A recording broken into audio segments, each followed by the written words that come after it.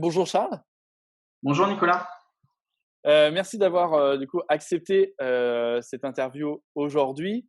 Merci. Donc pour moi, l'idée, c'est d'aller à la rencontre, de différents experts, sur des sujets, qui vont aider, les professionnels de santé finalement à, avoir plus confiance en eux, à développer leur motivation, à, développer leur aisance financière. Enfin voilà, tous ces sujets-là, l'idée, c'est de donner de la valeur, à ça. Aujourd'hui, moi, j'ai, choisi de t'interviewer parce que, enfin, tu vas nous en parler, mais, tu accompagnes des sportifs. Oui, Et puis, ton axe que tu développes beaucoup, c'est la motivation. ouais. Je trouvais ça, intéressant d'échanger avec toi sur la motivation, parce qu'on en a tous besoin au quotidien pour se lever le matin et pour bosser. Mais d'abord, pour que les gens te connaissent mieux, est-ce que tu peux te présenter à nous, nous dire un peu qui tu es, ce que tu fais, d'où tu viens? Ouais. Déjà, je voulais te remercier pour l'invitation, hein. C'est Avec sympa. plaisir. Et donc pour me présenter un petit peu, moi je suis sur Orléans actuellement. Donc je suis un ancien sportif, donc pas de haut niveau du tout, mais à un moment donné dans ma carrière de sportif, où j'étais en pré-national, je me suis blessé et du coup j'ai eu du mal à revenir à mon niveau. Et je pense que ça aurait été intéressant pour moi d'avoir un préparateur mental à ce moment-là. Et du coup, c'est pour ça que j'ai décidé de m'orienter vers ce métier-là OK. qui pour moi est en plein essor et qui permet vraiment, qui est un des piliers en fait de la performance sur le sport de haut niveau et le sport en général. Donc du coup, j'ai fait une licence TAPS à Orléans, la licence TAPS entraînement sportif, option handball parce que j'étais handballeur. OK. Et ensuite, je suis parti 2 ans sur Montpellier où j'ai fait un master qui s'appelle le master prépa psycho et coaching, qui m'a permis du coup de travailler notamment avec le centre de formation du MHR, donc Montpellier Rugby, avec le pôle espoir de baseball de Montpellier, qui est l'un des meilleurs de France, notamment en lien avec l'équipe élite des Barracuda, donc de baseball aussi. J'ai travaillé avec le pôle espoir du MHB, donc Montpellier Handball. Et ensuite, après ces 2 années-là, je suis revenu sur Orléans et j'ai décidé en fait de monter mon entreprise sur Orléans parce qu'on a un gros vivier de sportifs sur Orléans qui est pas mal. Et du coup, j'ai travaillé avec le centre de formation de l'USO Football, donc qui a été l'année d'après demi-finaliste de Gambardella. Et cette année, je suis avec le centre de formation Fleury-Loire Handball. J'ai quelques sportifs en individuel OK. de haut niveau. Donc ça peut être, j'ai un footballeur, j'ai un gymnaste. Enfin voilà, j'ai plusieurs sportifs vraiment en individuel que je suis. Voilà. OK. Et du coup, la préparation mentale, c'est quoi, à quoi ça sert? Ça va nous apporter quoi, en fait? La préparation mentale, c'est moi je suis pas psychologue du sport et je pense qu'il faut faire une distinction entre psychologue du sport et préparation mentale. Psychologue du sport, il peut travailler par exemple il peut y avoir un problème au niveau familial, au niveau un peu plus ancré euh, dans, dans le dans la personne. Du coup là, on va plus faire appel à un psychologue. Du coup, en fait, ils ont fait psychologie, ils ont fait psycho. Moi, j'ai fait STAPS. Du coup, moi, c'est plus orienté vers la performance, vers l'excellence. Donc, ça va être travailler sur la motivation, travailler sur la concentration, sur la confiance en soi, sur une fixation d'objectifs qui permet de savoir où on veut aller. Ça peut être avec des outils du coup que j'ai appris durant mes études et que j'apprends toujours parce que je me forme aussi toujours actuellement. Et du coup, ça va permettre vraiment, c'est un des piliers en fait de la performance au point de vue du haut niveau. Donc il va y avoir la technique, le physique, la nutrition qui en fait partie aussi, la préparation mentale. Et du coup, sur ces piliers-là, on va s'appuyer pour pouvoir atteindre notre plein potentiel en tant que sportif ou en tant qu'être aussi. Parce que je travaille aussi sur le bien-être de la personne et pas que sur la performance. Ouais, c'est ce que j'allais dire. Au final, de ce qu'on avait échangé, ça peut aussi s'appliquer à d'autres, domaines. Alors moi, je fais de la préparation mentale avec les professionnels de santé, mais effectivement, c'est cette idée de, révéler le potentiel des gens et on va Exactement. s'intéresser, surtout à ça, à enlever les croyances, limitantes des personnes, à aller plus loin et auprès des sportifs, les retours qui te font en fait eux, ils disent de quoi sur la préparation mentale? Les sportifs aujourd'hui ont encore un peu de mal et je pense que c'est l'éducation française qui fait ça, où on a encore un peu de mal à intégrer la préparation mentale parce que c'est souvent quand on a un problème qu'on fait appel à un préparateur mental, alors que moi je le vois plus comme quelque chose qui va être qui va amener quelque chose de positif, mais pas que quand on est, par exemple, quand on va avoir un manque de confiance ou un manque de motivation. Par exemple, je fais souvent le parallèle entre la prépa physique et la préparation mentale. On ne fait pas appel à un préparateur physique que quand on manque d'explosivité. Mais par contre, c'est exactement la même chose avec la préparation mentale. Pour moi, ça doit être un des piliers fondamentaux de l'épanouissement du sportif et du coup de la performance, voire de l'excellence. Ouais. Je ne sais pas si je réponds à ta question.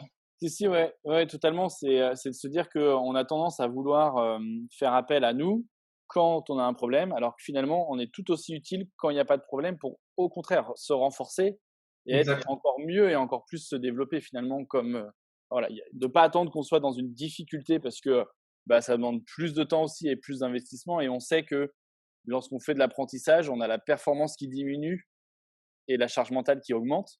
Mais du coup, on peut renforcer le fait que ah bah ouais, c'est bon, ça va me prendre encore du temps, j'ai pas de résultat, je diminue ma performance. Alors que si on intervient au moment où tout va bien et que la performance est là, on avait peut-être une légère perte de performance quand on a introduit la préparation mentale, mais très vite on arrive à récupérer et à relancer C'est la ça. dynamique. C'est ça. En général, au début, ça fait une courbe où on va être un petit peu moins performant, mais par contre, sur la durée, on va beaucoup plus progresser et ça va être, on va pas être sur de la performance, on va être vraiment sur de l'excellence. Donc un coup on va être premier, après on va être troisième, après on va être cinquième, et on va être plus Régulier. régulier que si on était sur une performance à l'instant T.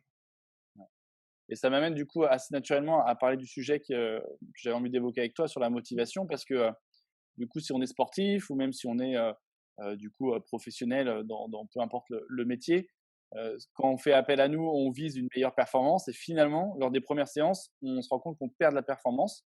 Donc, comment on travaille cette motivation-là? Enfin, déjà, tu peux nous dire ce que toi t'appelles la motivation et puis comment on travaille cette motivation-là pour du coup se dire, OK, je perds de la motivation, mais il faut quand même que j'y aille. Après, c'est ce qui s'est passé par exemple avec une sportive. Je pense que ça peut être pas mal de prendre un exemple avec une sportive là du centre de formation où en fait elle venait à l'entraînement, elle avait ses objectifs, elle savait pourquoi elle faisait du handball, voilà, mais des fois elle avait une perte de motivation, elle avait pas d'objectif clair en fait quand elle venait à l'entraînement. Donc du coup on a travaillé là-dessus. Elle savait pourquoi elle faisait du handball, qu'est-ce qui l'a motivée à faire du handball, mais du coup elle savait pas réellement ce qu'elle devait mettre en place chaque jour pour pouvoir atteindre sa vision, ce qu'elle voulait réellement. Donc OK. du coup on a travaillé sur des objectifs à court terme et à moyen terme pour pouvoir atteindre l'objectif à long terme. Du coup, pendant les entraînements, elle savait sur quoi s'appuyer pour pouvoir rester motivée et atteindre ce qu'elle souhaitait aussi. Et du coup, après, l'objectif, c'est de réguler en fait. Parce que pour toi, du coup, la motivation, elle va nous servir à garder cette envie de s'entraîner, cette envie de progresser malgré les échecs ou malgré les difficultés qu'on peut rencontrer. Totalement. Après, c'est une façon d'être, c'est un mindset, un état d'esprit à avoir. Par exemple, quand je suis en échec, qu'est-ce que je remets en place? Comment je rebondis face à cet échec-là? Est-ce que je prends l'échec plutôt comme une fin en soi où je me dis ah bah j'y arrive pas, j'y arriverai plus et puis je m'enlise là-dedans, ou au contraire, qu'est-ce que je peux ressortir de cet aspect plutôt négatif de la performance où j'ai pas atteint mon résultat souhaité, mais du coup qu'est-ce que je peux retenir quand même de positif par rapport à ça pour pouvoir en fait apprendre de ça et rebondir par rapport à ça.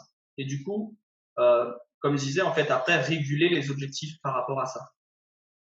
Ouais, tout à fait, parce qu'en fait, dans ce que tu dis, c'est que si on n'a pas d'objectif, globalement, c'est difficile d'avoir de la motivation. Totalement. Et c'est la base de tout en fait. C'est-à-dire que si moi je suis professionnel de santé pour reprendre Ouais. le public qui va sûrement regarder la vidéo ou même les sportifs hein, d'ailleurs, mais si je suis professionnel de santé et que j'ai pas d'objectif vrai à me développer, tiens, j'aimerais me former à l'hypnose, ou tiens, j'aimerais devenir cadre de santé, ou formateur, ou infirmière dans tel service, bah, finalement, c'est un peu normal qu'à un bout d'un certain nombre d'années ou face à des difficultés d'organisation, de charge de travail, bah, j'ai une motivation qui baisse parce que j'ai pas d'objectif à me dépasser en fait. Alors, je t'ai récupéré. Ouais, T'as entendu la fin du coup, Charles? c'est bon. Ouais, c'est totalement ça. Et il y a beaucoup de gens qui viennent, enfin, je pense même dans ton domaine ou même dans le sport, ils sont là, ils font du sport, mais ils savent pas réellement sur quoi s'appuyer pour pouvoir progresser. Et ça, c'est un travail à faire avec le staff aussi, que ce soit en prépa physique, ou avec l'entraîneur, avec l'entraîneur adjoint, les kinés. C'est vraiment travailler en symbiose pour pouvoir en fait amener le sportif là où il doit être. Ouais.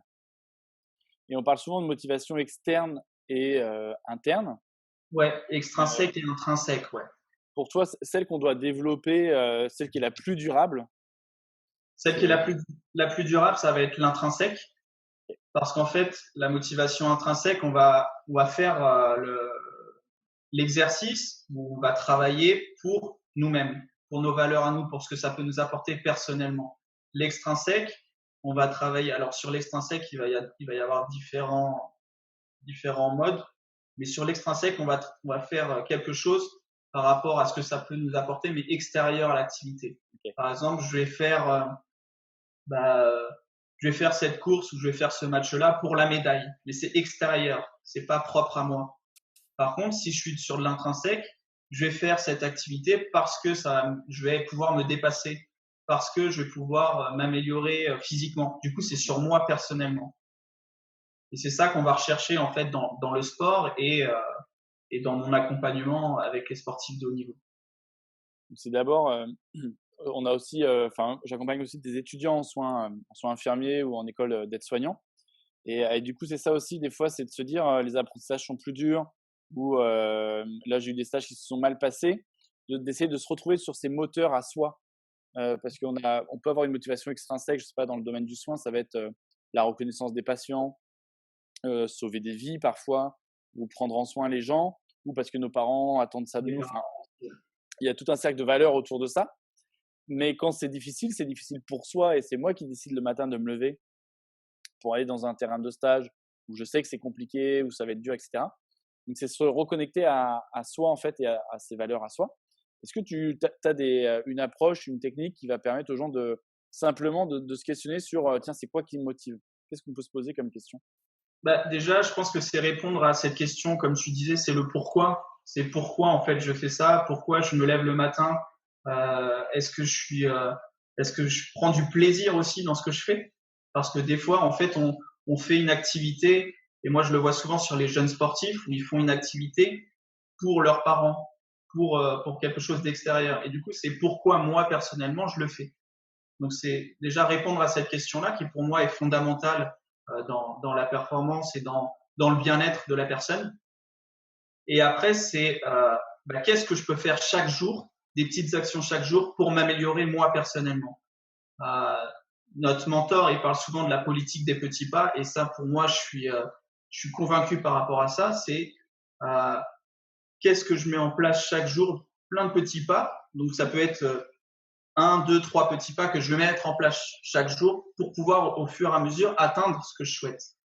Donc c'est avoir mon objectif clair, savoir ce que je veux atteindre et qu'est-ce que je mets en place chaque jour pour pouvoir l'atteindre. En fait, il faut travailler sur sa vision, enfin se poser la question de pourquoi je fais ça. Mmh. Et moi, je tournais des vidéos là ce matin et j'en faisais une sur la perte de motivation. Parce que j'ai rencontré la semaine dernière une personne qui disait bah, mon fils m'a demandé pourquoi je devais aller au boulot, alors qu'en ce moment, il voit à la télé qu'il y a pas mal de choses, etc. Et elle lui disait bah, parce que maman, elle est obligée. Et au final, c'est aussi de reprendre que on a le pouvoir. En fait, on n'est jamais obligé de faire quelque chose finalement. Et la motivation, par-delà, si j'ai la motivation de dire je le fais parce que je suis obligé, déjà, je le vis comme un labeur, comme quelque chose qui va être dur, qui va être lourd à porter, etc. Alors que si je le fais en disant bah, tout simplement, j'ai plaisir à retrouver mes collègues, même si le travail est dur, déjà, j'ai une source de plaisir qui m'appartient à moi. Et je trouve en fait que c'est plus simple comme ça de reprendre le pouvoir sur sa motivation, quoi, plutôt que d'attendre des autres. Oui, ouais, c'est ça. Et puis après, c'est dans notre façon de dire les choses. des fois, on se dit, et là, ça revient à ce que tu dis avec l'obligation, c'est il faut que je fasse ça ou il faut mais c'est pas il faut, c'est je vais faire ça ou c'est du coup dans la façon de dire les choses, des fois ça a un impact et ça nous fait baisser cette motivation. Quand je dis il faut que je fasse ça, ben du coup sur le mindset, sur l'état d'esprit, on n'est pas forcément très très bon. Alors que si on ramène à je, donc du coup, on en revient un peu à cette notion de discours intérieur aussi, Exactement. de se parler à soi et de se dire ce qu'on veut faire. Je veux atteindre ça, je mets ça en place. C'est plus efficace que dire il faudrait que je sois là dans 10 ans. C'est C'est ça ça. que Et ça met une pression aussi du coup. Parce que si dans 10 ans je l'ai pas atteint, on va pas forcément. C'est là où des personnes aussi arrivent à des burn-out parce qu'ils n'ont pas atteint ce qu'ils souhaitaient sur du 3, 4, 5 ans. OK. Donc, du coup, c'est aussi de se mettre des objectifs un peu réalistes C'est dans des ce qu'on fait. objectifs. Ouais, c'est totalement ça. C'est ça la méthode SMART. C'est des objectifs réalistes, mais quand même difficiles à atteindre. Parce que si on met des objectifs qui vont être trop faciles, la personne, elle sait très bien qu'elle va pouvoir les atteindre et du coup, va pas forcément engager autant d'efforts que si elle avait des objectifs assez difficiles à atteindre, mais quand même atteignables. Ouais, ça. Et puis, pour compléter, moi, c'est vrai que j'aime bien cette notion de zone d'activation. C'est ni trop Mmh. facile, ni trop dur. Je trouve ma bonne zone à moi, mais aussi d'avoir des quick wins, de se dire c'est simple. Je sais que je peux le faire, mais ça va me renforcer pour me remettre un peu dans un circuit positif quand j'accompagne quelques sportifs et qui peuvent être dans une spirale d'échec. Ouais, On va se remettre un objectif qui est peut-être simple habituellement, mais là qui va te redonner du courage, de la confiance en soi. Et pour la motivation, ça a aussi un impact assez important. Les professionnels de santé, c'est un peu la même chose, de se dire toujours quand j'ai cette situation d'urgence qui se présente à moi, j'échoue, bah, se dire bah, ok, la prochaine fois, quand tu as un soin, essaye de le faire comme si c'était une situation d'urgence pour reprendre confiance en soi en fait. Pour moi, confiance en soi et motivation, c'est très en lien en fait. exactement, exactement. C'est deux piliers qui se rejoignent totalement. Et, euh, et oui, après, il faut que ce soit aussi. Moi, je vais pas dire aux sportifs, ton objectif, tu es là aujourd'hui, tu vas faire ça. Faut que ce soit le sportif qui soit l'initiative en fait des objectifs fixés. Ouais. Et c'est ça, je pense, qui est intéressant parce que du coup, c'est lui qui a l'initiative du projet et il se responsabilise par rapport à ça. Et là, c'est exactement ce qu'on fait avec le centre de formation. L'objectif, c'est d'avoir des joueuses responsables. C'est pas en fait qu'elles viennent vers nous en disant qu'est-ce qu'il faut que je fasse. Non, c'est tu sais ce que tu as à faire et on va l'essayer, on va le tenter. Ça fonctionne, tant mieux. Ça fonctionne pas, bah on va réguler au fur et à mesure. Ouais. Après, là-dedans, pour responsabiliser les gens, on aborde un petit peu le truc du droit à l'erreur quand même, de se Mmh. dire que dans le sport, on a le droit de rater un match. En fait, je sais plus quel coach disait ça, que c'était facile de gagner des matchs, mais en fait, au final, c'est difficile de gagner une saison en fait. Ouais, Et mais donc du coup, totalement. il faut penser plutôt à ça. C'est pas grave de perdre un match, à l'inverse. Par contre, c'est parce que dans ce match-là, qu'est-ce qu'on a appris et comment on le fait, quoi. Et on le fait très peu, Exactement. je trouve, dans le domaine, dans d'autres domaines en fait, dans l'entrepreneuriat ou dans la santé. On s'autorise peu le droit à l'erreur, alors que dans le sport, au final, c'est totalement admis de se dire pour progresser, il faut forcément échouer. C'est ça. Et je prends souvent l'exemple du bébé. Quand il a commencé à marcher, il est Ouais. tombé une fois, deux fois, trois fois, quatre fois. Il s'est pas mis sur les deux pieds et puis il a pas marché tout de suite. Donc Mmh. ça c'est une notion que je donne aux sportifs. Et quand je leur dis ça, ils me disent ah bah oui c'est vrai. Donc du coup ça les engage, ils s'engagent beaucoup plus. Et donc du coup, pour revenir à ce que tu nous disais au début, donc motivation, si je veux avoir de la motivation quand j'en ai plus, c'est déjà me refixer des objectifs. Oui. Est-ce que tu as un exercice simple que, on pourrait tous, se mettre en pratique, disant: «Allez, demain matin, quel objectif je peux me fixer?» Ou est-ce que je le fais à 3 semaines, à 2 semaines, à 1 an, à 10 ans? Par quoi tu nous conseilles de Ouais. commencer, en fait, pour regagner de la motivation? Ben, déjà, c'est de travailler sur l'objectif à long terme dans un premier temps. Par exemple, euh, ça peut être sur le championnat. Si je prends le cas du sportif, Ouais. le championnat, qu'est-ce qu'on veut atteindre? Je sais pas, les 3, 4, 5 premières places. Je sais pas. Du coup, on travaille sur cet objectif à long terme et au fur et à mesure, en fait, on va découper la saison en objectifs à moyen terme, donc peut-être 3 objectifs à moyen terme.